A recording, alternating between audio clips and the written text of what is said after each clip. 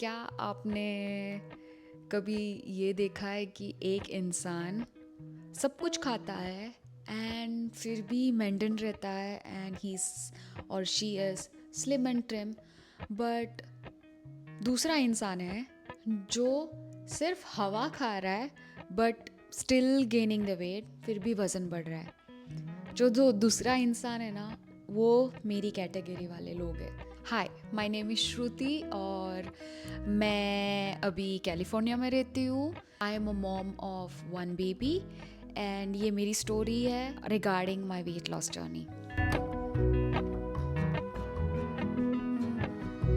बहुत लोगों को क्यूरियोसिटी रहेगी कि मैंने कैसे वेट लॉस किया। शायद से आप लोगों को लग रहा होगा कि मैं बहुत कंसिस्टेंट थी या मैंने बहुत कुछ रिस्ट्रिक्ट डाइट फॉलो किया है या मैंने और कुछ नया कुछ ट्राई किया है। यस, यू आर राइट, मैंने ये सब कुछ किया है, बट इसके अलावा मेरी एक बैकग्राउंड स्टोरी भी है। दैट इज़ मेरा बचपन। मैं बचपन से लेके like since 8th standard to 9th standard से लेके मेरा वज़न बढ़ने लगा था एंड ग्रेजुअली बढ़ने लगा। I was not a healthy kid when I was born until 8th standard. मैं नॉर्मल एज अ नॉर्मल मेरा वेट सब कुछ बराबर था, but as soon as I reach to my puberty time when my regular periods जब start होते हैं, उसके बाद लाइक मेरे फर्स्ट पीरियड स्टार्ट हो गए, everything was fine. But then मैंने एक पैटर्न नोटिस किया, वो था मेरे इर्रेगुलर पीरियड्स। मेरे पीरियड्स रेगुलर नहीं थे। सो जैसे ही मेरे पीरियड स्टार्ट हुए थे आफ्टर अ पैटर्न, लाइक बोलते हैं कि first year of your initial periods वो ऊपर नीचे हो सकता है and then it gets regular. So मैंने 1 साल दिया, देन 2 years दिए, but nothing was working out and मेरे इरेगुलर पीरियड्स वही पैटर्न दिखने लगा। एंड उसके वजह से मेरे डैड ने मुझे इनिशिएट किया कि you need to go and see with your doctor and you need to check with your गायनेक। तो मैंने गायनेक के पास अपॉइंटमेंट ली एंड देन मुझे वो तभी first time I came to know regarding the PCOS issue. And yes, I am the one of those girls or women who have suffered and been into PCOS. PCOS ऐसी situation है जो आपका indirectly wait के साथ उसका बहुत correlated relation है and that was the biggest factor जो मैं बचपन से लेके अब तक मेरा वेट लॉस के जर्नी में कुछ फ़ायदा नहीं हुआ था। ऐसा नहीं है कि मैंने कुछ ट्राई नहीं किया था। I was one of those women, मैं उस लड़कियों में से हूँ कि मैंने सब कुछ ट्राई किया था। सारे जितने भी डाइट्स अवेलेबल है, कीटो से लेके low carb diet, calorie deficit, workouts, gym, Zumba, जो भी बोलो आप, मैंने सब कुछ ट्राई किया है। इट्स नॉट दैट कि मेरी जर्नी सिर्फ मैंने इधर आके स्टार्ट की है वेट लॉस की, नहीं, मैंने इंडिया से मैंने स्टार्ट कर दिया था। बट मुझे like I did not got any result, zero results. Yes, मेरी गायनेक ने तभी रेकमेंड किया कि you need to go with birth control pill. Birth control pill वो है, it's consider as a contraceptive, जो कॉन्ट्रासेप्टिव की वजह से आपके हार्मोनल जो इम्बैलेंस है उसको नॉर्मल रखने के लिए और पीरियड्स रेगुलर होने के लिए हेल्प करता है। ये बात है तब की जब birth control is consider in our society as a taboo. Birth control लेना मीन्स आप सेक्सुअली एक्टिव हो, ये इनडायरेक्टली आप अपने सोसाइटी को बताते हो। अब आप बोलोगे कि सोसाइटी को कैसे पता चलेगा कि तू मेडिसिन खा रही है एंड ये बताने की ज़रूरत नहीं है एंड सो।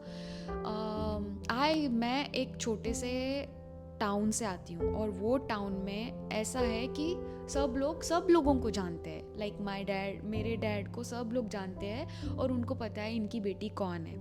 अभी मैं जिस फार्मेसी में जाऊंगी और बोलूँगी कि मुझे ये मेडिसिन चाहिए, that pharmacy person is definitely gonna tell other person कि उसने ये मेडिसिन लिए, शायद से ये ऐसे ऐसे है and you know it what क्या होने वाला था। सो वो चीज़ की वजह से मैंने बर्थ कंट्रोल नहीं लिए। नाउ द स्टोरी कम्स, दूसरी स्टोरी आती है कि अब मैं मेरे मेडिकल स्कूल में एडमिशन लेती हूँ as you guys know that my background is like I am an Ayurveda doctor, and जिनको नहीं पता, मैंने मेरी स्टडीज़ गोवा से की है and I have completed and I am a license Ayurvedic doctor. अभी जब मैं उधर पढ़ाई कर रही थी तभी भी मैंने मेरे गायनेक से कंसल्ट किया and I had an internal medicine along with the panchakarma. Yes, I did get definitely treated, but it was just for few months. तभी मुझे ये नॉलेज नहीं था कि PCOS इज़ समथिंग जिसके वजह से आपको लाइफस्टाइल चेंजेस करने पड़ेंगे. इट्स नॉट समथिंग कि एक रात या 3 महीने का कोर्स किया और वो सब ठीक होने वाला है. वो चीज़ नहीं है ये. एंड आप जब बचपन से वो चीज़ में जाते हो और आपने वो सुना है और आपने, आई कैन डेफिनेटली टेल, आप लोग रिलेट कर पाओगे कि जब भी फैमिली फंक्शन में जाते हो तभी कोई ना कोई बोलने वाला रहता है, अरे ये तो मोटी है, इसकी शादी कैसे होगी. I was also one among those girls कि जिसको कपड़ों का बहुत शौक है, फैशन का बहुत शौक है, बट मैं कुछ भी ट्राई करूँ मुझे पसंद नहीं आ रहा था क्योंकि वो सूट नहीं हो जाता. कुछ भी खाती थी तो मुझे यही टॉन्ट आते थे, अरे कुछ कम खा, तुझे समझ में नहीं आ रहा है कि तेरा वेट गेन हो रहा है. ये चीज़ बार बार सुनने के बाद एक पॉइंट ऐसा आ गया था कि दुनिया इतने सारे लोगों ने मुझे इतनी बार बोला था कि तू मोटी है. एक बार यू योरसेल्फ स्टार्ट बिलीविंग कि हाँ अभी मेरा कुछ नहीं हो सकता, मेरा ऐसे ही होने वाला है, मैंने सब कुछ ट्राई किया and you give up. But there was a thing inside me that I always felt कि नो, मुझे नहीं करना है. I need to find out एक बार तो मुझे पतला होना है, एक बार तो मुझे मेरे एक ड्रीम गोल वेट पे जाना ही है. But I did not stop over here. मैंने सब कुछ वापस ट्राई किया, मैंने ये वो डाइट फॉलो किया, मैंने जिमिंग स्टार्ट किया and then again I used to give up. तब अब मुझे ऐसे हो गया था कि मुझ में वो विल पावर ही नहीं है, मैं कंसिस्टेंट ही नहीं रह पा रही हूँ. Something is wrong in me.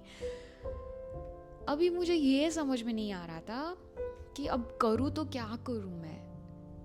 And then I came to US आ गई. लाइफस्टाइल कम्प्लीटली चेंज हो गई, कल्चरल चेंजेस आ गए, प्रोफेशनल लाइफ स्टार्ट हुई, करियर स्टार्ट हुआ एंड धीरे धीरे वो हो गया कि टाइम टेबल मैनेज करना खाने के साथ वो चेंजेस आने लगे. I started understanding better.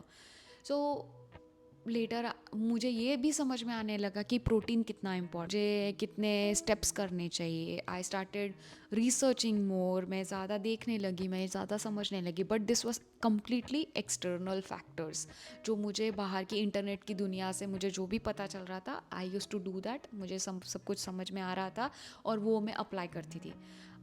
मैंने प्रोफेशनल हेल्प नहीं ली यहाँ पे. And then I got married. And then the time comes, I got pregnant.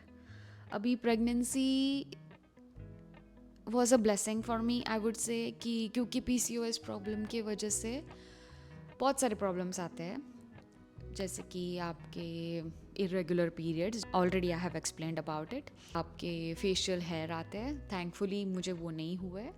Thinning of hair, one of the issue, I am already having it. Weight gain होता है, वो भी आप देख रहे हो. Other factor is also infertility.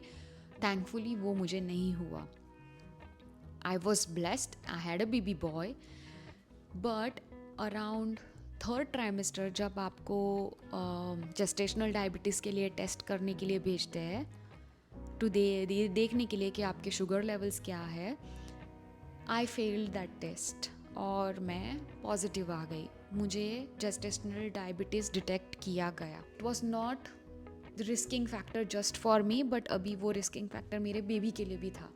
The best thing यहाँ पे ये हुई हेल्थ केयर के वजह से कि मुझे जैसे ही मेरे रिजल्ट्स आए तो मुझे मेरे डॉक्टर ने एंडोक्राइनोलॉजिस्ट और न्यूट्रिशनिस्ट को रेफ़र किया.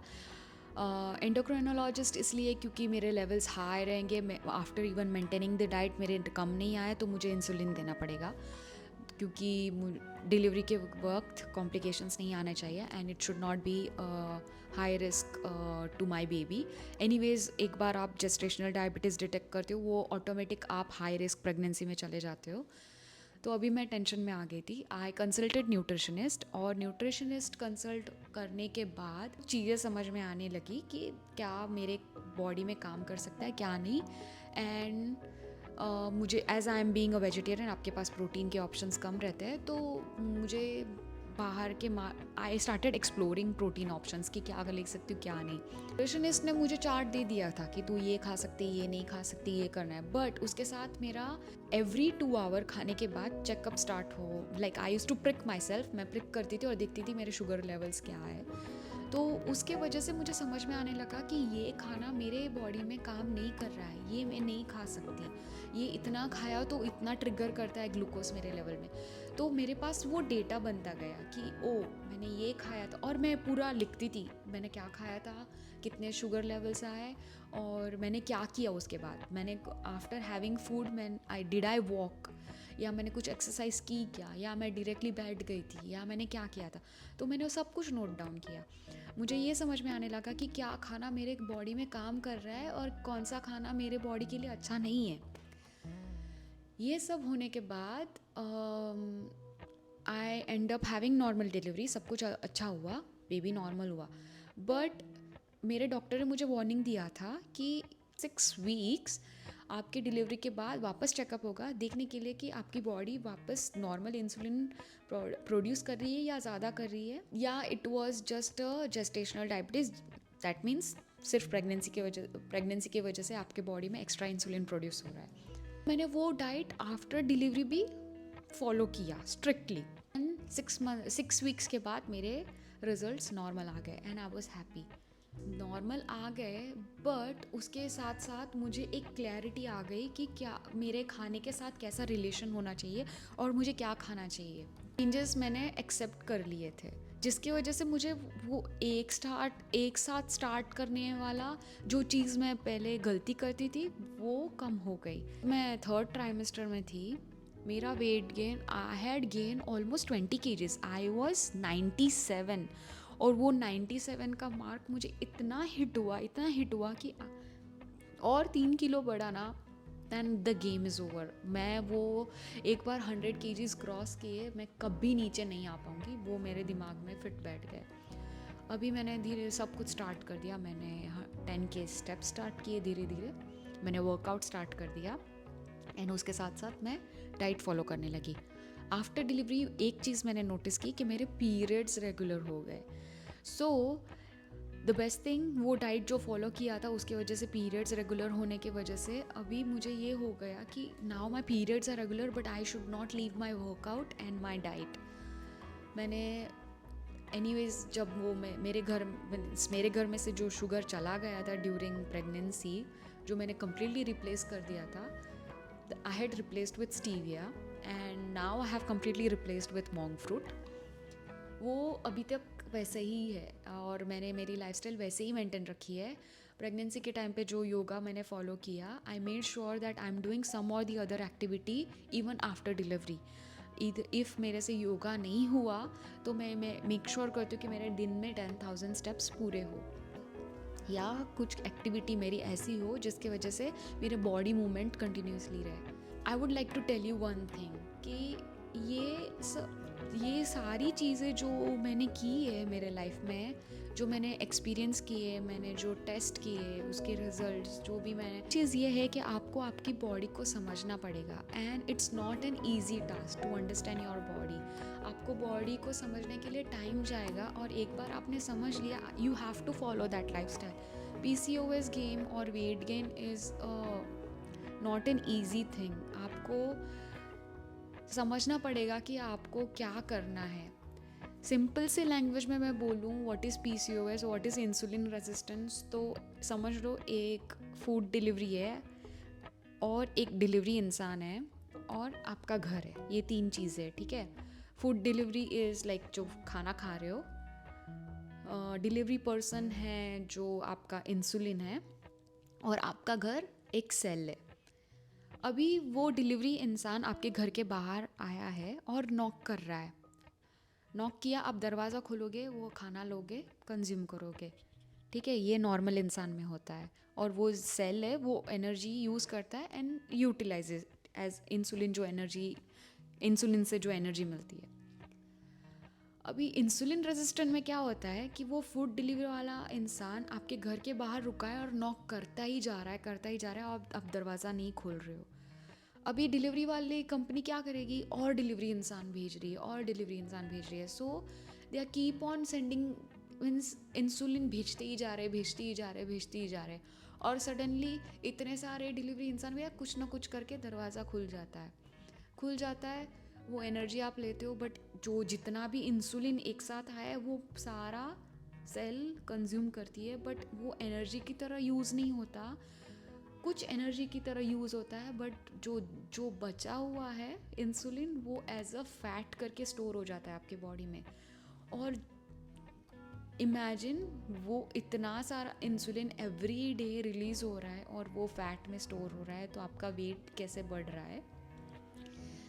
और ये चीज़ सिर्फ इंसुलिन आपके एनर्जी में नहीं हार्म कर रही है, बट आपके हॉर्मोन्स में भी एक्ट कर रही है, जो ओवरीज पे एक्ट कर रही है, और ओवरीज को बोल रही है कि और टेस्टोस्टेरोन ये रिलीज़ करो। वो ज़्यादा प्रोड्यूस होने लगा तो आपके ओवरीज वो सिग्नल भेजती है कि ओव्यूलेशन नहीं करना है, वेट गेन होना है, and then facial hair grow होना स्टार्ट हो जाते हैं and all that stuff. So ये सारा चीज़ आप समझ लोगे and you will understand what is helping with your body to utilise that energy, what you need to do. आप गेम को सॉल्व कर लोगे और आप you will win the game. Same चीज़ मैंने की। मैं I understood my body, I understood what works with my body, I understood what my relation should be with food. मैंने समझ लिया कि मुझे क्या खाना चाहिए, क्या नहीं खाना चाहिए, एंड उसके हिसाब से I have completely changed my lifestyle. I have changed the relation with food. ऐसा नहीं है कि मैं सब कुछ नहीं खाती, ये नहीं खाती, वो नहीं खाती, बट मैंने मुझे कितना खाना चाहिए वो मुझे समझ में आ गया, मेरी बॉडी कितना ले सकती है वो मुझे समझ में आ गया, जिसके वजह से मैं भूखी भी नहीं रहती, बट मेरी बॉडी में इनफ एनर्जी भी रहती है और एक्स्ट्रा इंसुलिन भी प्रोड्यूस नहीं होता। नाउ कम्स कि मैंने क्या चेंजेस किए फूड में, क्या क्या मैंने चेंजेस किए। सो फर्स्ट थिंग, मैंने शुगर की बात कर ली कि मैंने sugar completely substitute as a stevia या मॉन्क फ्रूट से कर लिया है। आप बोलोगे कि jaggery is a good substitute sugar, की मीठा तो खा, हाँ ये कैसे करे, तो no, jaggery is not a good thing. हाँ उसमें like high iron and all वो सब कुछ है, बट इट्स उसमें ग्लाइसेमिक इंडेक्स सबसे ऊपर है, इवन शुगर से भी ज़्यादा है। So good is not good if you are having a PCOS, आपके हार्मोनल इम्बैलेंस है।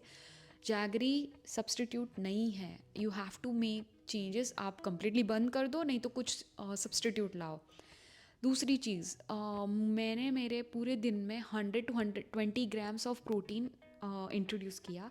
ऑफ कोर्स सब लोग बोलते प्रोटीन खाना चाहिए, प्रोटीन खाना चाहिए, प्रोटीन, बट आप बोलोगे कि मैं दाल तो खा रहा हूँ, 1 कप तो दाल खा रहा हूँ, या मैं बीन्स तो खा रहा हूँ। नो, उतना इनफ नहीं है। 1 cup of that dal is gonna have only 5 to 10 grams of protein, और आपको 100 to 20 ग्राम्स खाना है। कैसे मैनेज करोगे? You need to start from the beginning of your day. आप कैसे पूरे दिन में 120 ग्राम्स प्रोटीन खा रहे हो, ये आपको गेम समझना है। सो ब्रेकफास्ट में मैं yoghurt, 15 grams of yoghurt 1 cup में आता है, वो वाला ग्रीक योगर्ट लेके आई, नॉट दही, योगर्ट।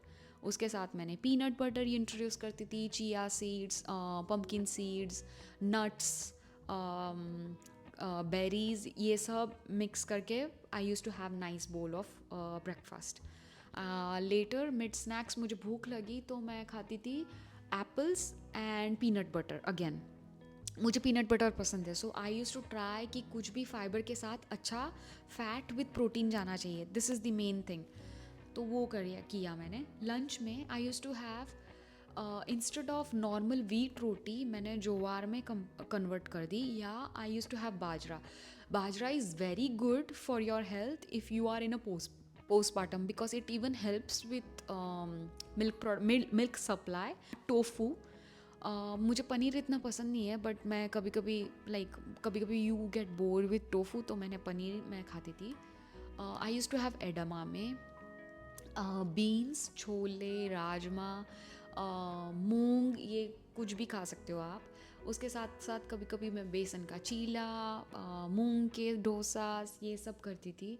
आफ्टरनून स्नैक्स में मैं प्रोटीन शेक पीती थी which use to have 30 grams of protein, and I used to add again peanut butter if I want. Otherwise I used to make smoothie जिसमें spinach, kale, lettuce, celery, बाद में apples, सारे seeds, और sweetening के लिए मैं डालती थी dates, 1 or 2 dates, not more than that. रात के डिनर के लिए मैं मूंग खिचड़ी खाती थी, या I use to have like a nice vegetable sandwich, or I used to have tofu, just stir fried tofu, yogurt if I want. Otherwise I used to completely ignore yogurt क्योंकि पूरे दिन में मैंने कैसे योगर्ट खाया उसके हिसाब से। एंड देन बिफोर बेड एक चीज़ गेम चेंजर थी मेरे लिए कि you need to have before bed snacks. Of course बोलते हैं कि 2-3 घंटे पहले कुछ खाना नहीं चाहिए सोने से पहले, बट मेरा फास्टिंग नॉर्मल आने के लिए मुझे ये ट्रिक यूज़ करनी पड़ी थी कि बेड टाइम स्नैक्स खाना पड़ रहा था। I use to have almonds, और I use to have healthy fats with butter with some fibre, जो भी मुझे मिला वो option. This use to may my diet for a day, and उसके साथ साथ I use to make sure कि मेरे 10,000 स्टेप्स पूरे हो रहे हैं। And these are the few things which I made changes in past 10 to 12 years. 1 year की बात नहीं है, मुझे मेरे बॉडी को समझने के लिए, मुझे मेरे फूड के साथ रिलेशन बढ़ाने के लिए, समझने के लिए बहुत टाइम गया। एंड वंस यू अंडरस्टैंड कि आपके लिए क्या काम करता है, then you need to follow. मेरे सिर्फ यही है कि ऐसा नहीं है कि मैं कभी आइसक्रीम नहीं खाती या कुछ चॉकलेट्स नहीं खाती। Of course I do eat it जब मुझे मन करता है तभी, बट आई नो दैट मुझे कितना खाना चाहिए और कितनी कैलोरीज मैं मेरे अंदर डाल रही हूँ। आपके बॉडी को सपोज़ 1200 से लेके 1500 की कैलोरी चाहिए बर्न करने के लिए, then you I make sure कि सपोज़ मेरे 1 स्पून कुछ भी चॉकलेट खाया या नटेला खाया और उसमें 400 कैलोरीज है, I have to make sure that I burn those calories. और कैलोरीज बर्न करना is not easy. 10,000 steps means कितना पता है? 2 घंटे कंटिन्यूसली आप चलो, that is the 10,000 steps, you have to do it. आप पूरे दिन में कैसे मैनेज करोगे, that is your game plan, and it's not an easy task. कभी कभी मेरे 22K स्टेप्स भी हो जाते थे because of baby D. Now I am completely active. I don't know when I get time to rest. That is my story, and that is how I lost weight. And this is my first video जो मैं हिंदी में बात कर रही हूँ। I hope ये मैं इसलिए मैंने ये सोचा कि ये वीडियो हिंदी में करूँ बिकॉज़ आई डू नो कि बहुत सारी वुमेंस और गर्ल्स जो इंडिया में हैं उनको हेल्प की ज़रूरत है। यहाँ पे हेल्प मिल जाती है, यहाँ पे वो चीज़, वो protein and all, it's easy. मैं इतना बोलूँगी ईजीली अवेलेबल है। This was my story. आपको कुछ भी पूछना हो या आपको कुछ भी क्वेश्चंस हो, प्लीज़ आप मुझे DM कर सकते हो। मेरा इंस्टाग्राम हैंडल यहाँ पे मैं डाल देती हूँ, और I will see you in the next vlog. Bye.